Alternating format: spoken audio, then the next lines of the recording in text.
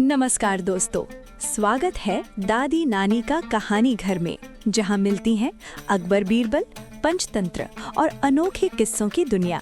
तो चलिए शुरू करते हैं आज की मजेदार कहानी। ये उन दिनों की बात है जब आगरा अमन और चैन की सांस ले रहा था। दिन में बाजारों की रौनक और रात में यमुना किनारे की ठंडी हवा, सब कुछ सामान्य था। लेकिन फिर शहर के एक गुमनाम से कोने से एक फुसफुसाहट उठी। एक ऐसी फुसफुसाहट जो धीरे धीरे एक भयानक शोर में बदलने वाली थी। ये कहानी शुरू हुई कालू नाम के एक बूढ़े और गरीब आदमी से। कालू शहर के बाहरी इलाके में एक टूटी फूटी झोपड़ी में अकेला रहता था। गरीबी और अकेलेपन ने उसे चिड़चिड़ा और गुस्सैल बना दिया था। लोग उससे बचकर निकलते थे और बच्चे उसे देखकर भाग जाते थे। उसकी झुकी हुई कमर, चेहरे पर झुर्रियां और आंखों में एक अजीब सी वीरानी उसे और भी रहस्यमयी बनाती थी। एक दिन सुबह सुबह एक दूध वाली, जिसका नाम चंपा था, अपनी गाय का दूध निकालकर बाजार जा रही थी। कालू की झोपड़ी के पास उसका पैर फिसला और दूध की सारी बाल्टी जमीन पर फैल गई। चंपा का नुकसान हो गया था। वो गुस्से में कालू को कोसने लगी। अरे मनहूस बुढ़े, तेरे ही कारण मेरा नुकसान हुआ है। कालू, जो अपनी झोपड़ी के बाहर बैठा था, गुस्से से तिलमिला उठा। उसने अपनी कांपती हुई उंगली चंपा की ओर उठाई और बोला, जा, मेरा क्या बिगाड़ा है? तेरी गाय ने दूध देना बंद कर दिया है क्या, जो मुझ पर चिल्ला रही है? देख लेना, कल से तेरी ये घमंडी गाय एक बूंद दूध नहीं देगी।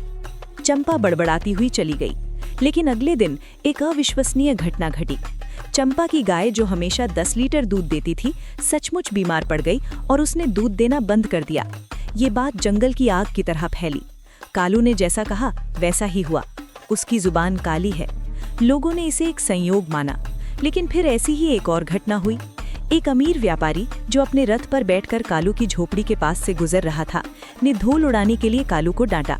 कालू ने गुस्से में कहा, बड़ा गुरूर है तुझे अपनी इस दुकान पर। देख लेना, एक दिन ये जलकर राख हो जाएगी। और यकीन मानिए, 3 दिन बाद ही उस व्यापारी की दुकान में आधी रात को दीपक से आग लग गई और सब कुछ जलकर राख हो गया। अब लोगों का शक यकीन में बदल गया। कालू एक साधारण बूढ़ा नहीं, बल्कि एक शापित व्यक्ति था। उसकी जुबान पर साक्षात विनाश बैठता था। डर इतना बढ़ गया कि लोगों ने उस रास्ते से गुजरना ही छोड़ दिया। अगर किसी को कालू दिख भी जाता तो लोग अपना रास्ता बदल लेते या डर के मारे जमीन पर झुककर उसे सलाम करते। कालू खुद भी इस सबसे परेशान था, लेकिन अब उसे भी लगने लगा था कि शायद उसमें सच में कोई बुरी शक्ति है। ये अफवाह अब सिर्फ गलियों तक सीमित नहीं रही। इसने धीरे धीरे पूरे आगरा को अपनी चपेट में ले लिया। व्यापारियों ने व्यापार कम कर दिया। मजदूर काम पर जाने से डरने लगे। शहर की रफ्तार पर जैसे किसी ने ब्रेक लगा दिया था। ये बात जब शहंशाह अकबर के कानों तक पहुंची तो वो बहुत चिंतित हुए।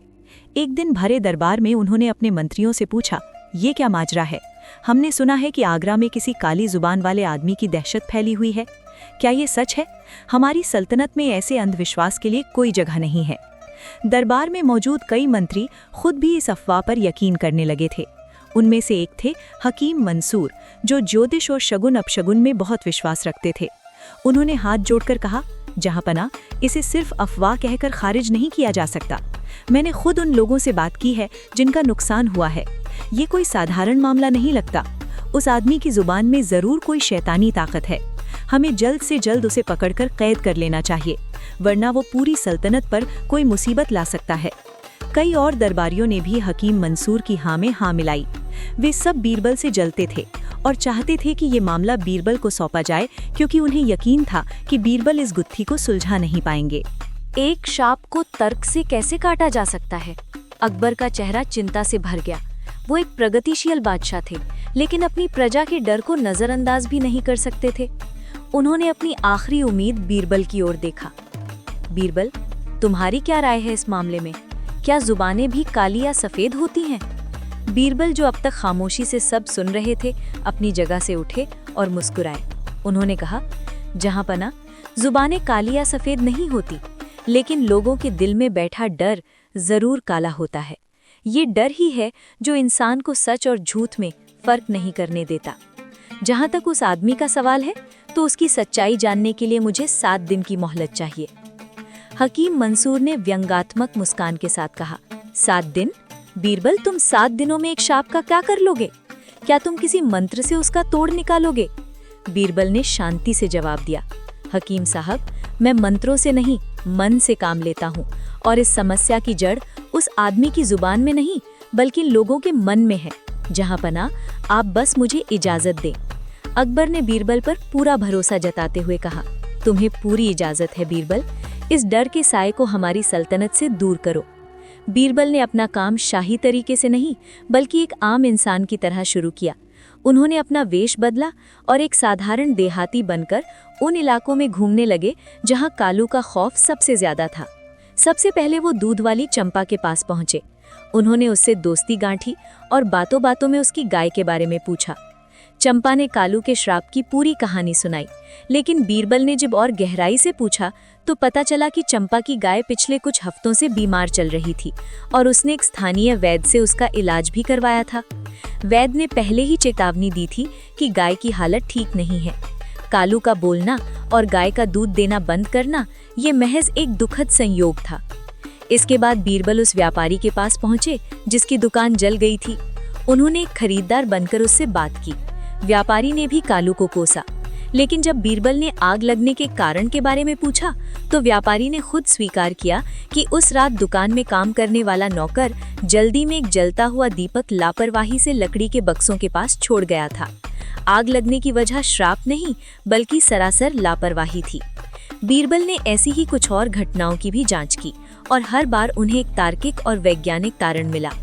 कालू का श्राप हर बार एक संयोग या किसी की अपनी गलती का नतीजा था। अब बीरबल को यकीन हो गया कि कालू में कोई दैवी शक्ति नहीं है।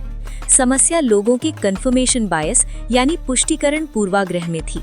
लोग केवल उन घटनाओं को याद रख रहे थे जो कालू के कहने के बाद हुई और उन हजारों बातों को भूल गए थे जो कालू ने गुस्से में कही और कभी सच नहीं हुई। अब बीरबल का आखिरी काम था कालू से मिलना। वो उसकी झोपड़ी के पास पहुंचे। कालू उन्हें देखकर डर गया। उसे लगा कि वो भी उसे कोसने आया है, लेकिन बीरबल ने बड़े प्यार से उसे पीने के लिए पानी दिया और उसके पास बैठ गए। उन्होंने कालू से उसकी जिंदगी के बारे में पूछा। कालू रो पड़ा। उसने बताया कि कैसे लोग उससे नफरत करते हैं और कैसे वो अकेला है।